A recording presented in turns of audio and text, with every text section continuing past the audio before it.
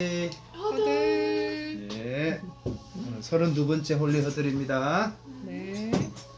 또 이제 이어지는 한 주 동안 날씨가 조금 풀리고 따뜻하다고 합니다. 네. 오늘도 그죠? 네. 도라지에, 대추에, 갈근에 감초를 이렇게 좀 넣어봤습니다. 뭐 더블링이라고 해도 하나님께서 또 이렇게 건강도 지켜주시고 환경도 지켜주시니까 감사합니다. 자, 오늘은 9절인가요? 네.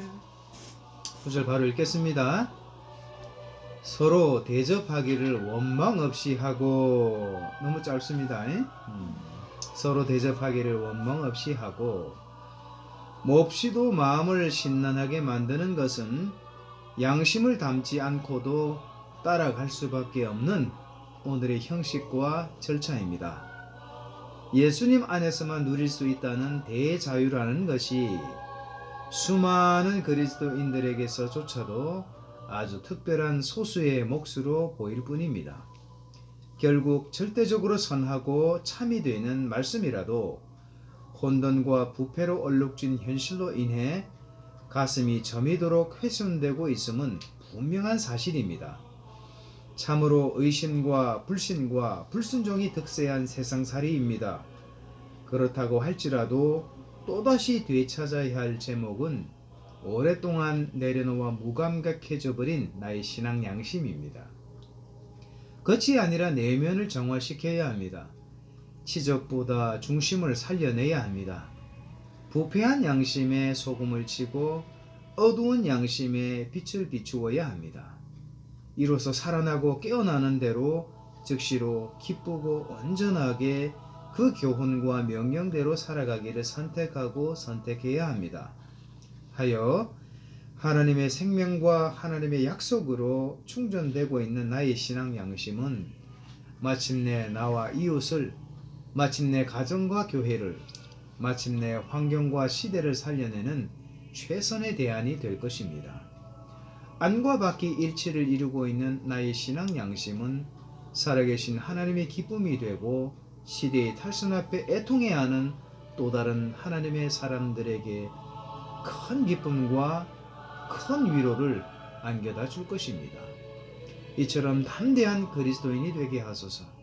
부활하신 예수님 안에서 진실로 대자유를 맛보고 누리는 깨어있는 그리스도인이 되게 하소서.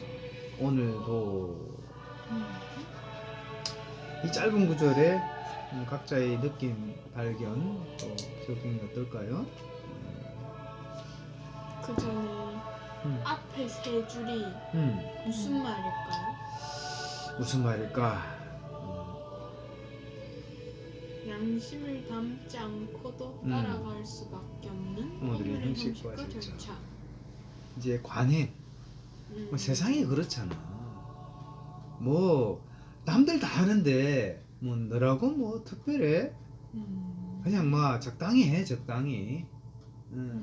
그러니까 이런 이미 세상이 인정해 놓은 그런 관행 따라 우리 그리스도인들이 그냥 떠밀려서 살아갈 수밖에 없는, 어찌할 수 없는, 아무리 신앙 양심을 얘기해도 아무리 정직하라 그래도 세상이 뭐 그렇게 가는데 어쩌겠어요.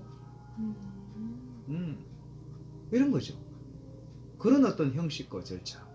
대접하고 상관없이 오늘 9절에 대접하고 상관없이 이제 그런 거를 이제 쭉 이제 또 양파 껍질을 벗기고 벗기다 보면 이제 오케이. 하나님의 말씀은 이제 양파 껍질을 벗기는 만큼 자, 그렇습니다. 이제 뭐 질문을 했으니까 그죠? 그래서 하여 밑에 하나님의 생명과 하나님의 약속으로 충전되고 있는 나의 신앙 양심. 그러니까 하나님의 이제 말씀을 하나님의 생명과 약속의 말씀이라고 하잖아요. 그렇지. 그러니까 이제 그 말씀이 내 삶에 없으면 내 신앙의 양심은 충전이 되지 못하고 있다는 거지. 그러면 반대로 결국에는- 방전만 되고 있다. 그치, 방전만 돼요. 결국에는 음. 저번에 나왔던 홀리어들에서 나왔던 것 같은데 음. 자음자게 되거나 죽어버리게 되거나 그렇게 되는 거지. 그래서 하나님의 말씀, 하나님의 생명과 약속이 담긴 그 자체인 말씀으로 나의 신앙 양심을 충전을 게을리하지 말아야지. 그게 충전할 수 있는 유일한 방법이니까 어찌 보면 그거를 제대로 다뤄야지 그렇게 생각이 들어요. 그렇게. 오케이. 근데 이제 이런 거지. 오늘 구절이 또 구절이니까 대접하고 연결지었을 때 우리가 대접할 때 그 마음, 그 중심에 그게 이제 신앙 양심하고 이렇게 조금 연결해서 대접하는 안각 밖의 마음에 그게 일치에 대해서 조금 생각이 되네요. 그래서 이제 대접하면서 어떤 마음으로 대접을 하는가. 그러니까 겉으로 우리가 화려하게 대접하는 거, 그죠? 할지라도 내 그 속마음에 대접하는 동기가, 그지? 어떤 이익을 목적으로, 이해를 목적으로 가지고 있다면, 그래서 대접하는 마음의 동기를 이제 돌아보는 거죠. 그러면서 이제 대접이라는 이제 오늘 대접하고 원망이라는 두 단어가 나오잖아요. 그래서 사실은 뭐 대접이라는 건 좋은 거잖아요. 손님을 대접하다 보면 나그네 대접해서 천사를 대접하는 경우도 있고, 그리고 그런 대접을 잘했을 때 또 생각지도 못하게 돌아오는 또 그죠? 또 이렇게 선물 덤도 있지요, 사실은.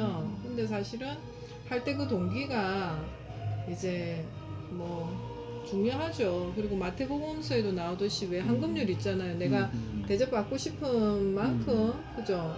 내가 또 먼저 대접하라고, 남에게 대접받고 싶은 대로 내가 먼저 남을 대접하라는 것처럼, 그래서 역지사지 입장에서 이제 대접을 하면 또 좋은 결과가 있고, 어쨌거나 이게 대접이라는 게 서로 간에 하는 자나 받는 자나 서로 원망이 없어야 된다는 걸 얘기하는 것 같아요. 그래서 대접을 했는데 그 뒤에 그죠? 이렇게 서로 마음이 상하면 안 될 것 같고, 그러려면 이제 우리의 신앙 양심이 중요하죠. 신앙 양심이 시대에 따라서 남들도 저렇게 하니까 나도 저렇게 한다.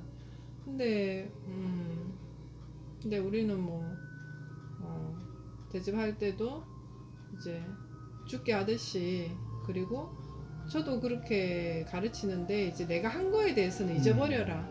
잊어버리고, 그죠? 하나님 주신 마음으로 대접했기 때문에 그리고 사실은 받을 것을 생각하지 말고, 그죠? 복음서에도 오히려 받지 못하는 자들에게 우리가 대접하고 베풀어서 하늘의 상급을 쌓아라, 이런 걸 많이 얘기하잖아요. 복음서에도. 그런 것들이 생각이 나네요. 그래요.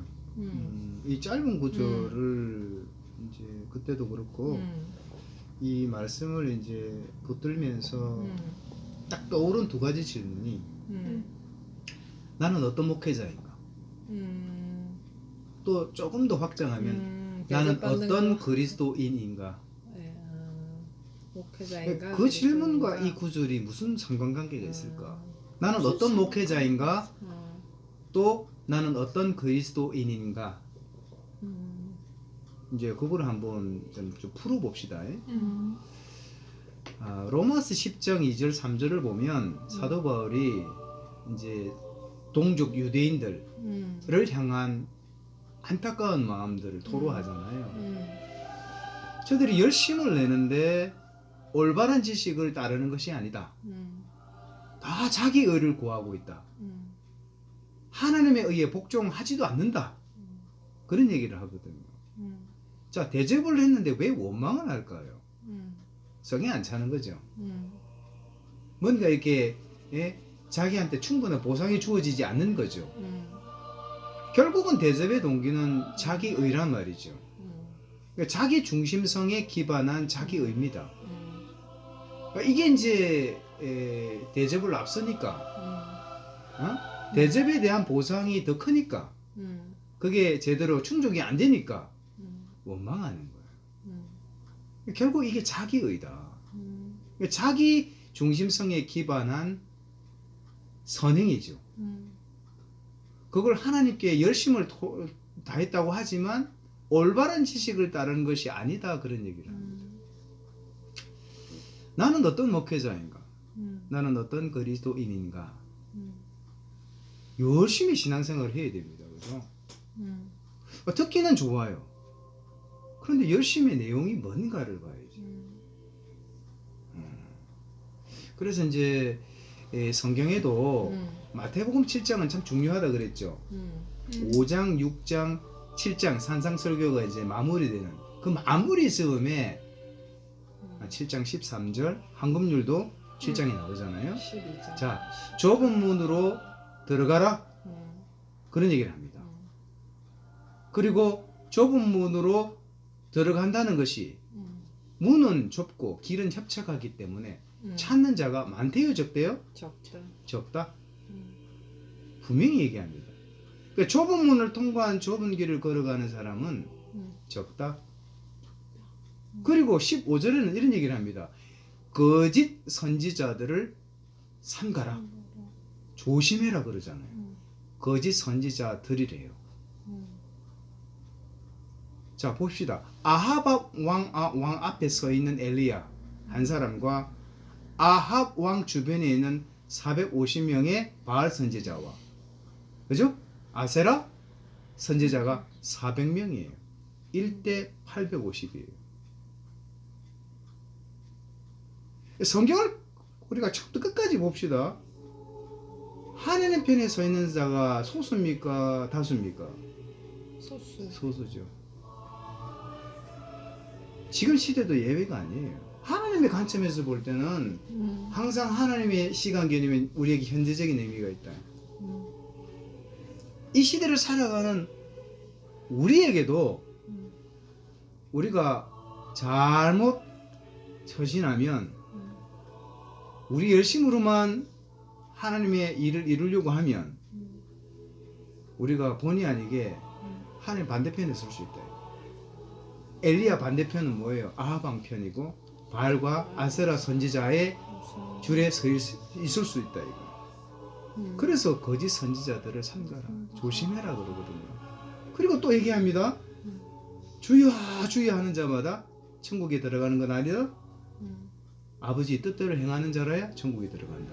그랬더니 하는 얘기가, 아 주님, 우리가 주의 이름으로 선지자 노릇했고 귀신까지도 쫓아냈고 많은 권능을 행했잖아요. 뭐라고 얘기하십니까? 불법을 행하는 자들아, 내가 너희를 도무지 알지 못한다 그러거든요. 그러니까 그 열심이 무슨 열심인가요? 결국은 최종적인 평가는 하나님이 내가 너희를 모르겠다, 심지어는 불법을 행하는 자들아. 그러니까 마태복음 7장의 산상설교를 누가복음의 기자인 누가는 또 이렇게 이제 잘 조사를 해가지고 그때의 상황들을 누가복음에 또 묘사를 하고 있죠. 그게 이제 누가복음 13장에 나옵니다. 보세요. 좁은 문으로 들어가기를 힘쓰라 그래요. 그리고 찾는 자가 있어도 실제로 구하는 자가 많아도 찾는 자가 작다 그래요. 그리고 누가복음 12장에는 적은 무리요 라고 얘기를 하거든요. 그리고 심지어는 불법을 행하는 자들아 이렇게 마태복음 표현하고 있지만 누가복음에는 행악하는 자들아 돼 있어요. 어째요 내가 일러준 말을 행하지 아니하느냐 이렇게 돼 있어요. 자 보세요. 우리가 열심히 신앙생활을 했는데 우리의 기준이 아니고 관점이 아니라 하나님의 관점에서 우리가 열심히 하고도 불법을 행하는 자, 행악하는 자들로 설 수 있는 거죠. 음. 다시 말해서 하나님과 전혀 무관한. 왜 이런 일이 생길까요? 그 열심의 자기 중심에 자기 중심성에 기반한 자기 의가 있기 때문에 그런 거예요. 그럼 하나님의 관점에서 우리가 어떻게 서 있는가? 나는 정말 어떤 목회자인가? 나는 어떤 그리스도인인가? 그래서 이제 신앙 양심을 논하는 거예요. 자, 보세요. 신앙 양심은 우리의 영과 우리 혼적인 영역, 지정의잖아요. 미다지문과 같대요. 양심이 아니라 신앙 양심이거든요. 어찌하든지 우리가 하나님의 말씀으로 훈련되어진, 하나님의 말씀으로 체득되어진 이 양심을 우리가 신앙 양심, 그 신앙 양심을 우리가 밝게 만들어야 된다 그랬잖아요. 그러면 우리 영 안에 함께 일하시고 중보하시고 일러주시고 인도하시고 세우시는 성령님의 역사가 막힘없이 우리 생각의 영역, 감정의 영역, 의지 영역으로 그지 환하게 비추잖아요. 그래서 나오는 게 말이고, 그래서 나오는 게 행동이거든요. 사실 말과 행동은, 언행은요 표면적인 거예요. 우리 안에 내부에 어떤 지금 내용물이 담겨져 있느냐에 따라서 나오는 결과물일 뿐이에요. 왜 원망을 합니까? 결국은 내면이 구조화가 지금 잘못되어 있다는 거예요. 가장 중요한 건 뭐예요? 우리 신앙 양심이 지금 뭔가에 의해서 막혀 있다는 거예요. 결국은 이걸 어떻게 우리가 밝혀야 됩니까?